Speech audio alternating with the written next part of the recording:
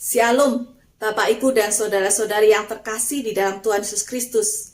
Bagaimana kabar hari ini? Semoga di dalam keadaan baik dan sehat. Perkenalkan, nama saya Pendeta Agnes Irmawati Sunjoto Lukardi. Saya melayani di GKI Kebonjati, Bandung. Tema hari ini adalah apa yang bisa dilakukan. Kisah tentang 5 roti dan 2 ikan adalah sebuah kisah yang tidak asing bagi kita semua. Dan hari ini kita juga akan belajar tentang kisah 5 roti dan 2 ikan. Di dalam bagian kitab Matius pasal 14 ayat 13 sampai dengan 36, tidak saya bacakan semuanya, tetapi hanya 3 ayat saja, yaitu Matius 14 ayat 16 sampai dengan 18. Demikian. Tetapi Yesus berkata kepada mereka, tidak perlu mereka pergi. Kamu harus memberi mereka makan. Jawab mereka, yang ada pada kami di sini hanya 5 roti dan 2 ikan. Yesus berkata, bawalah kemari kepadaku. Demikianlah firman Tuhan. Kisah ini mempunyai latar belakang begitu banyak orang yang rindu mendengarkan firman Tuhan, mendapatkan mujizat kesembuhan dan ingin dekat dengan Tuhan Yesus. Jumlah mereka yang begitu banyak.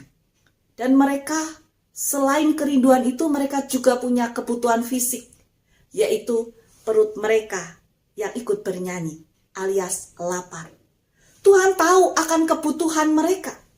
Dan Tuhan Yesus berkata kepada para muridnya, kamu harus memberi mereka makan. Sesuatu yang tampaknya mustahil bahwa mereka bisa memberikan makan kepada orang yang begitu banyak yang mendekati Tuhan Yesus, dan agar mereka bisa makan dengan kenyang. Mengingat kapasitas mereka yang memiliki saat itu, sekali lagi hal itu adalah sesuatu hal yang sangat mustahil. Mereka katakan, apa yang bisa mereka lakukan? Mereka katakan, kami punya 5 roti dan 2 ikan. Dan Yesus berkata, bawalah kemari kepadaku. Dengan kata lain, sebenarnya apapun yang bisa dilakukan para murid itu cukup. Dan Tuhan bisa pakai di dalam rencananya. Dan terbukti dengan akhirnya 5 roti, 2 ikan Tuhan berkati, dan bahkan lebih 12 bakul. Ada sebuah kisah yang saya baca dari sebuah buku yang sangat berkesan bagi saya. Kisah itu menceritakan pada suatu saat ada seorang lelaki tua yang melakukan perjalanan melalui laut dengan menaiki kapal yang cukup besar. Hari sudah malam dan angin malamnya begitu dingin menusuk tulang-tulang tuanya. Dan ia memutuskan untuk masuk ke kamar.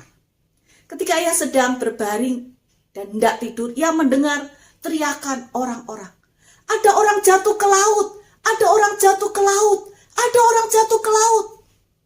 Tetapi ia merasa tidak ada yang bisa ia lakukan dengan segala kapasitas yang ia miliki.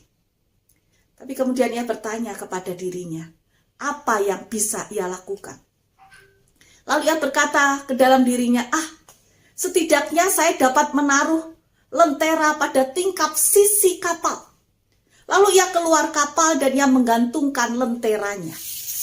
Pada keesokan harinya, ketika pria tua itu bangun dari tidurnya dan ia keluar dari kamarnya, ia mendengar orang tersebut yang sudah diselamatkan bercerita. Kata orang tersebut, saya nyaris tenggelam di tengah kegelapan malam. Namun pada saat yang tepat, seseorang menaruh sebuah lentera pada tingkap sisi kapal. Lentera itu menyinari tangan saya yang menggapai-gapai.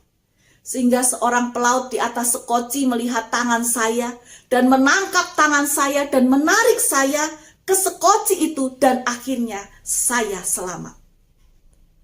Kisah 5 roti dan 2 ikan yang dipersembahkan sekali lagi bukanlah hal yang besar dibandingkan kebutuhan orang yang begitu banyak yang kelaparan. Demikian juga lentera yang diletakkan di atas tingkap kapal bukanlah hal yang besar dibandingkan kegelapan samudra, lautan yang begitu luas.